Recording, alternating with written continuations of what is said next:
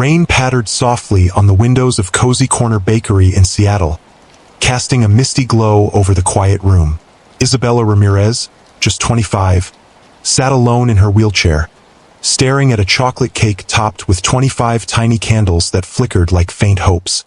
Paralyzed after a terrible accident, her days were filled with luxury but empty of love.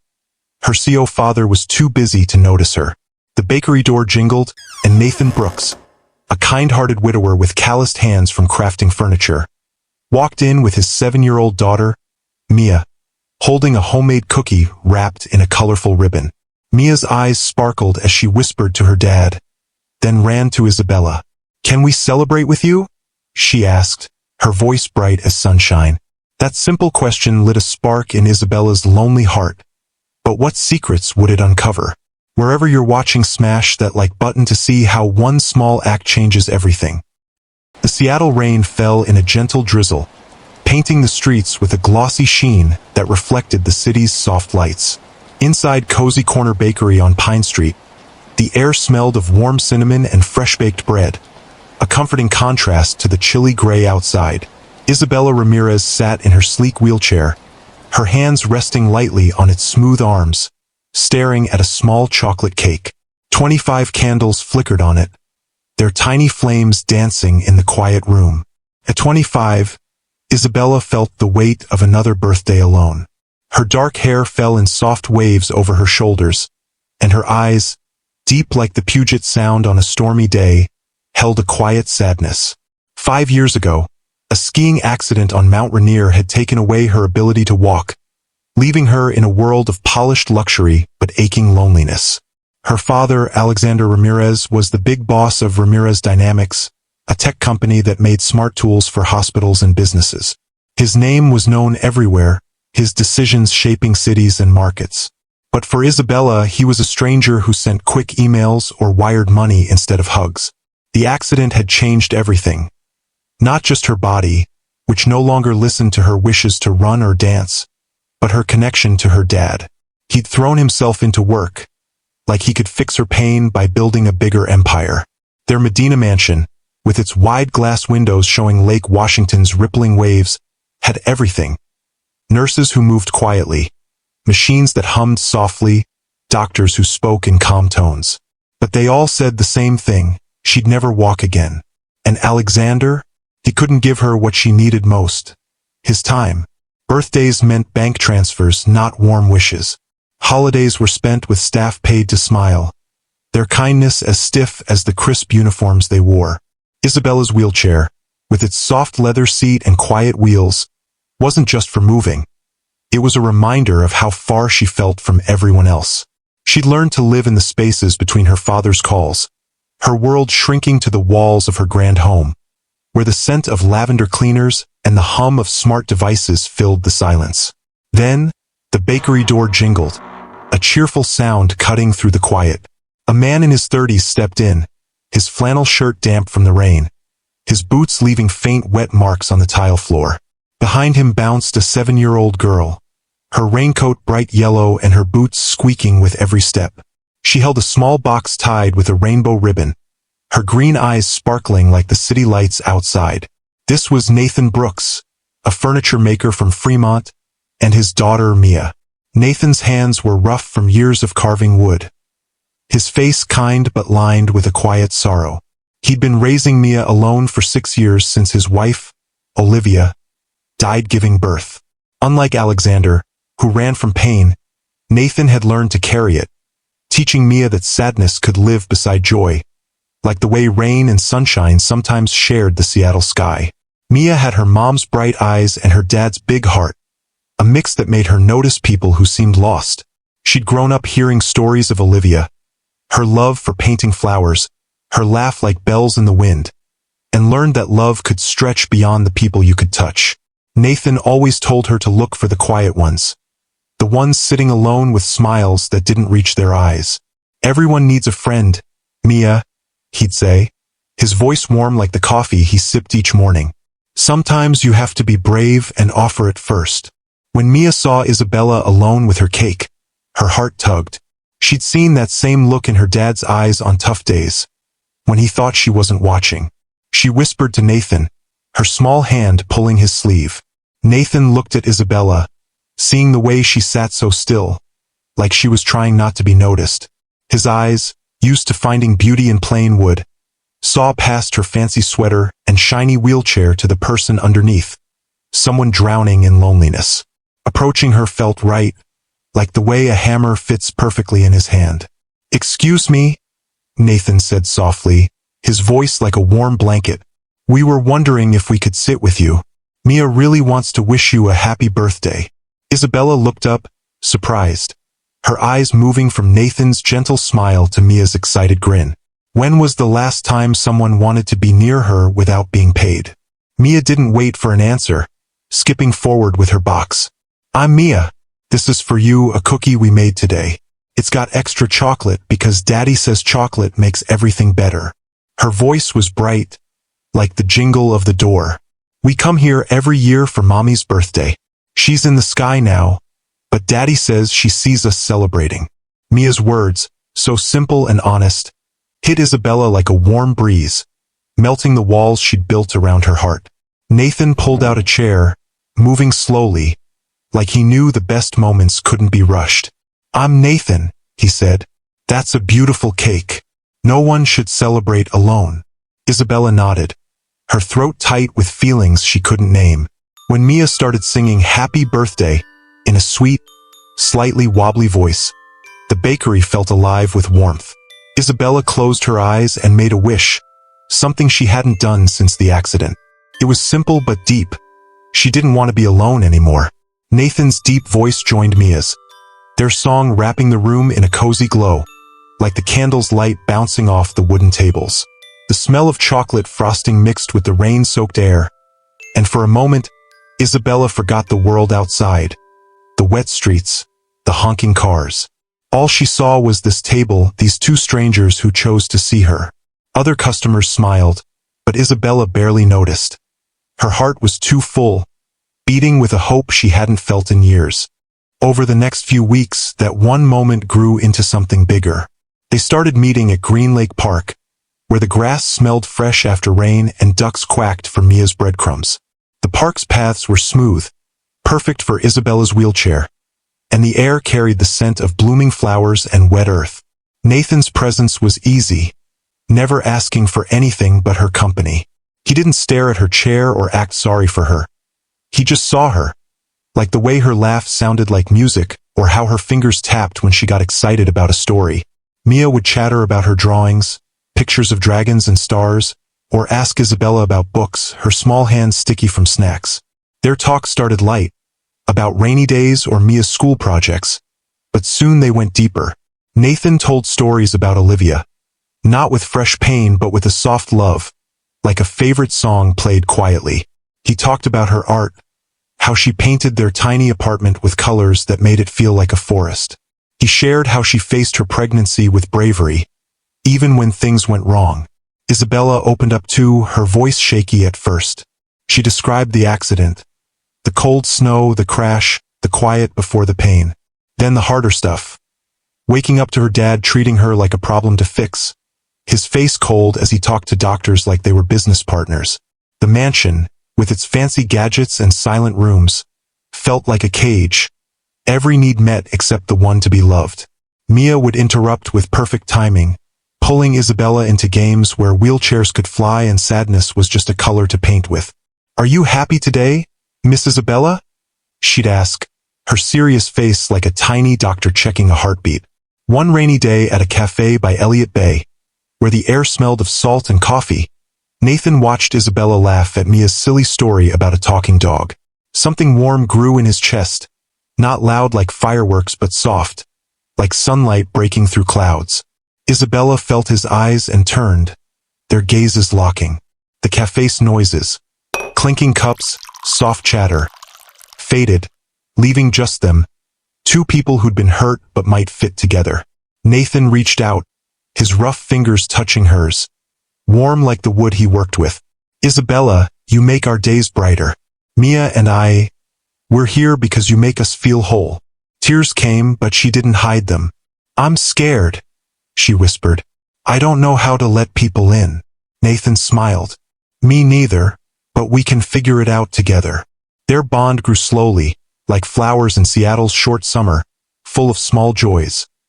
Mia teaching Isabella to make paper boats, Nathan moving chairs so her wheelchair fit just right, Isabella reading Mia stories with funny voices. Each moment was a step toward something new, a family built from kindness and courage. Summer brought bright days to Seattle, with sunlight sparkling on the water and flowers blooming in every park. Isabella's life felt alive again, filled with Nathan and Mia's laughter. They'd meet at Alki Beach, where the salty air mixed with the smell of sunscreen, and Mia would chase seagulls while Isabella and Nathan talked for hours. The sand crunched under her wheelchair's wheels, and the waves' steady crash felt like a heartbeat.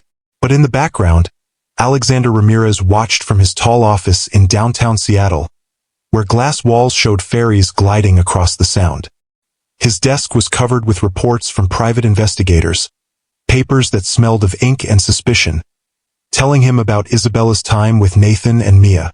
To Alexander, it was clear, Nathan, a simple furniture maker with a small shop in Fremont, was after Isabella's money. The thought made him angry, like a storm brewing over the mountains. He couldn't stand the idea of someone taking advantage of his daughter, who he still saw as broken from the accident. One evening, as the sky turned pink and gold, he called Isabella to his study. The room was big, with screens flashing numbers and the smell of strong coffee and old books. "Stop seeing that man," he said, his voice hard, not looking at her. "He's using you, Isabella. What could he want from someone like you?" The words hurt like a slap, making her feel small. "Someone like me?" she said quietly, her wheelchair creaking as she leaned forward. "You mean your daughter you ignore? The one who reminds you you're not perfect?" Alexander looked up, his face tight, like when he fought big business battles. "I'm keeping you safe. You don't know how people can be." Isabella laughed, a sharp sound that surprised them both. "Safe? You've locked me away, Dad. Nathan and Mia, they see me, not my money or my chair. When did you last see me?" He stood tall, trying to scare her like he did his workers, but it only made her feel smaller in her chair.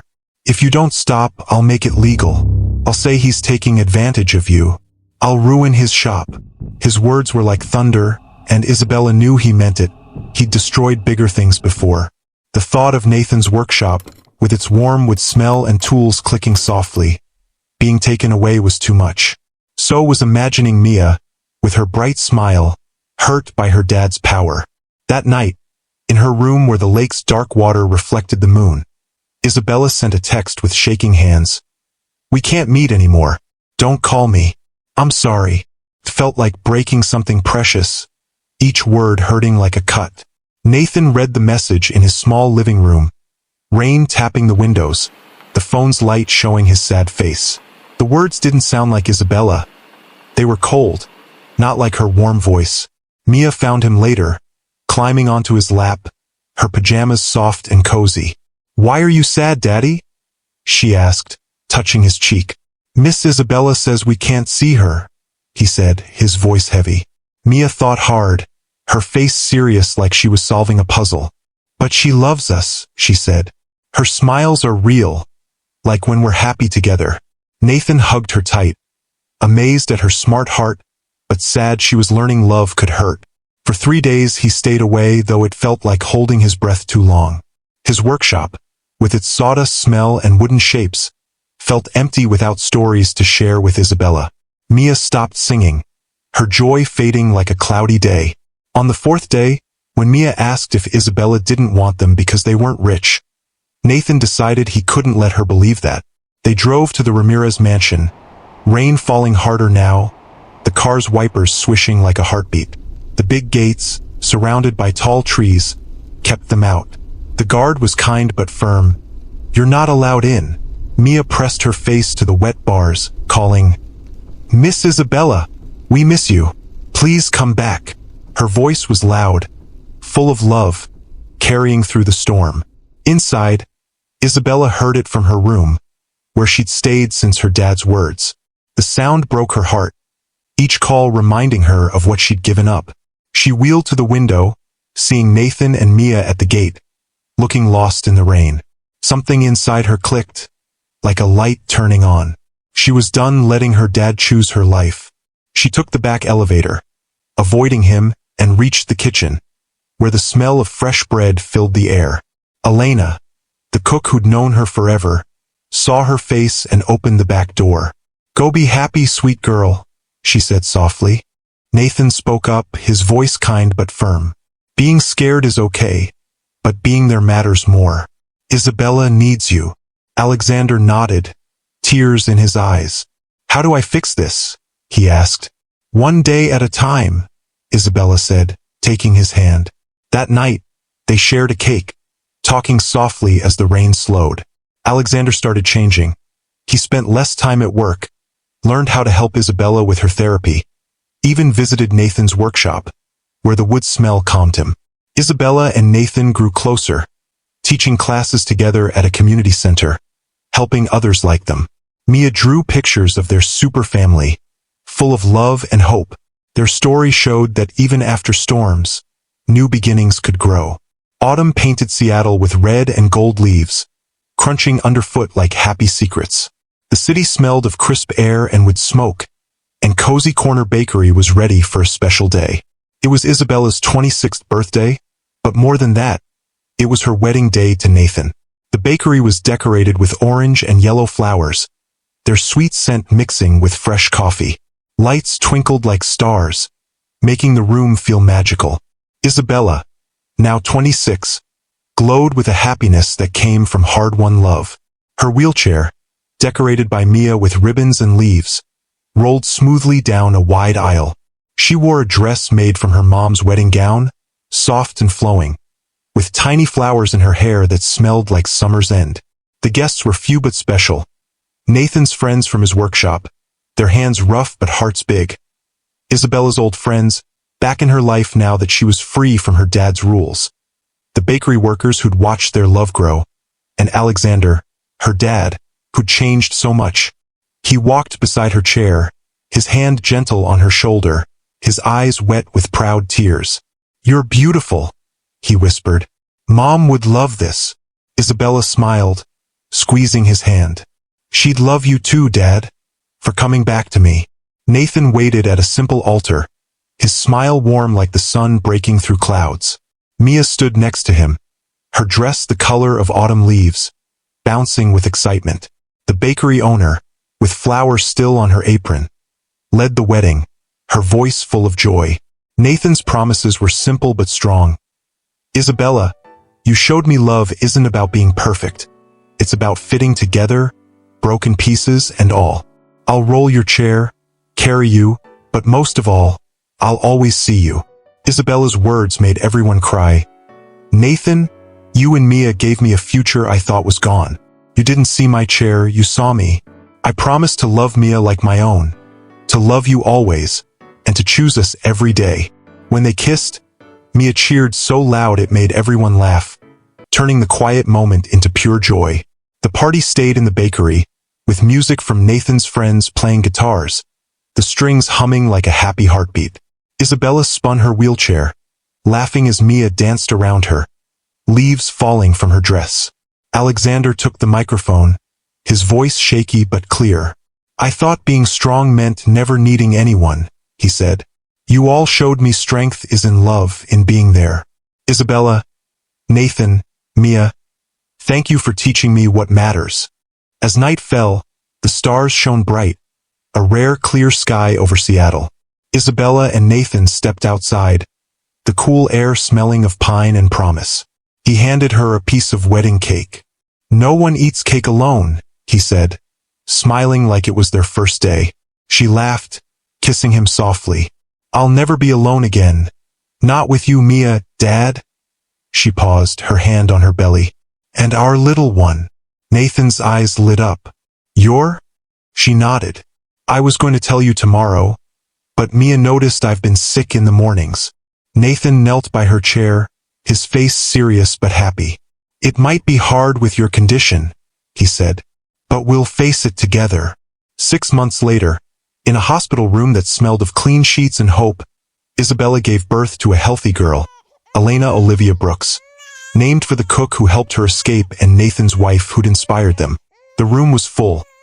Alexander holding the baby, his hands shaking with wonder. Mia telling little Elena about their family. Nathan beside Isabella, their hands locked tight. The road hadn't been easy. Pregnancy brought worries, doctor visits, and moments when old fears crept back. Alexander sometimes worked too much. Nathan worried about losing another love, and blending their lives took work, talks, tears, and patience. But they learned love meant showing up, even when it was tough. Isabella started a program to teach art to kids with disabilities, her voice strong as she shared stories. Nathan made furniture that helped people move easier, inspired by Isabella. Alexander mentored young workers, telling them to put family first. Mia's school drawings of their family, full of hearts and smiles, showed everyone that love could build something strong from broken pieces. Looking around the hospital room, with Alexander cooing at Elena, Mia making funny faces, and Nathan's eyes full of love, Isabella thought back to her lonely 25th birthday. She'd wished to not be alone. The world gave her so much more. A family made of choice, not chance, a love that saw past her chair, and a future full of hope.